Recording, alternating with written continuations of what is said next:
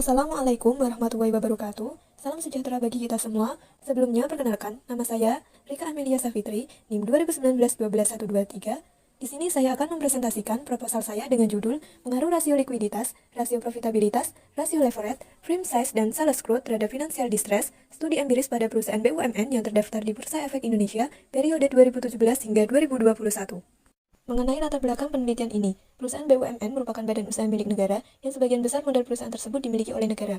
Keuangan yang dihadapi perusahaan tidak lepas dari ketatnya persaingan antar perusahaan yang menyebabkan biaya yang akan dikeluarkan oleh perusahaan akan semakin tinggi. Jika sebuah perusahaan tidak dapat bersaing meskipun ada persaingan, perusahaan mungkin akan mengalami kerugian yang pada akhirnya dapat menyebabkan krisis keuangan atau kesulitan keuangan. Sedangkan ruang lingkup pada penelitian ini, variabel yang mempengaruhi financial distress diantaranya rasio likuiditas, rasio profitabilitas, rasio leverage, frame size, dan sales growth. Objek penelitian ini pada perusahaan BUMN yang terdaftar di Bursa Efek Indonesia pada periode 2017 hingga 2021. Selanjutnya, rumusan masalah pada penelitian ini. Yang pertama, apakah rasio likuiditas berpengaruh terhadap financial distress? Yang kedua, apakah rasio profitabilitas berpengaruh terhadap financial distress? Yang ketiga, apakah rasio leverage berpengaruh terhadap financial distress? Yang keempat, apakah frame size berpengaruh terhadap financial distress? Yang kelima, apakah sales growth berpengaruh terhadap financial distress? Sedangkan pada tujuan penelitian ini, yang pertama, untuk menguji apakah terdapat pengaruh rasio likuiditas terhadap financial distress. Yang kedua, untuk menguji apakah terdapat pengaruh rasio profitabilitas terhadap financial distress. Yang ketiga, untuk menguji apakah terdapat pengaruh rasio leverage terhadap financial distress. Yang keempat, untuk menguji apakah terdapat pengaruh frame size terhadap financial distress. Yang kelima, untuk menguji apakah terdapat pengaruh sales growth terhadap financial distress. Sedangkan kegunaan penelitian bagi sivitas akademika bisa meningkatkan kesadaran dan pengetahuan bagi mahasiswa akuntansi, bagi perusahaan bisa dibuat untuk bahan mempertimbangkan dan mengevaluasi pada kondisi keuangan di perusahaan, sedangkan bagi investor berguna untuk mempertimbangkan pada investasi perusahaan. Mengenai landasan teori yang dibagi menjadi dua bagian, yaitu teori keagenan dan teori pendukung.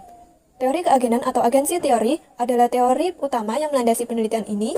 Kehadiran pemisahan kepemilikan dan pengelolaan perusahaan merupakan hasil teori keagenan ini. Selanjutnya, mengenai teori pendukung. Yang pertama, rasio likuiditas adalah rasio yang menggambarkan kemampuan perusahaan untuk memenuhi kewajiban jangka pendek dengan cara menggunakan aset lancarnya. Yang kedua, rasio profitabilitas adalah kemampuan untuk menghasilkan laba pada suatu periode yang tertentu. Yang ketiga, rasio leverage digunakan untuk mengukur kemampuan perusahaan untuk memenuhi seluruh kewajiban jangka pendek maupun jangka panjang.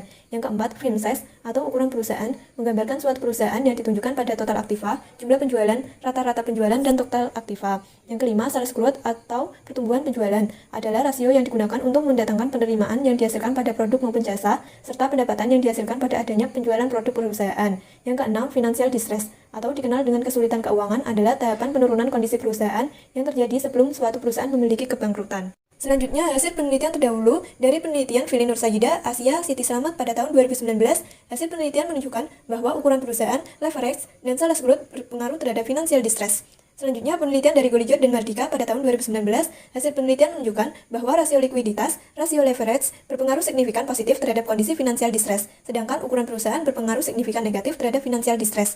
Sedangkan penelitian dari Octaviani pada tahun 2020, hasil penelitian menunjukkan bahwa likuiditas, profitabilitas, leverage, dan ukuran perusahaan berpengaruh secara parsial terhadap financial distress.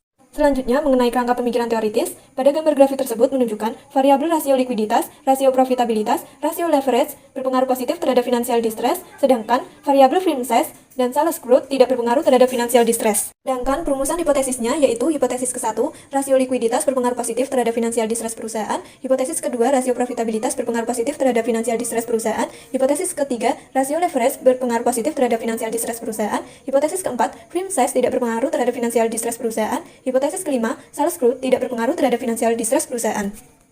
Selanjutnya, pada rancangan penelitian ini termasuk dalam kategori penelitian kuantitatif. Penelitian ini menggunakan data sekunder yang diperoleh dari laporan keuangan dan laporan tahunan yang dimuat secara resmi di Bursa Efek Indonesia pada tahun 2017 hingga 2021, sedangkan teknik sampel yang digunakan dalam penelitian ini adalah metode purposive sampling.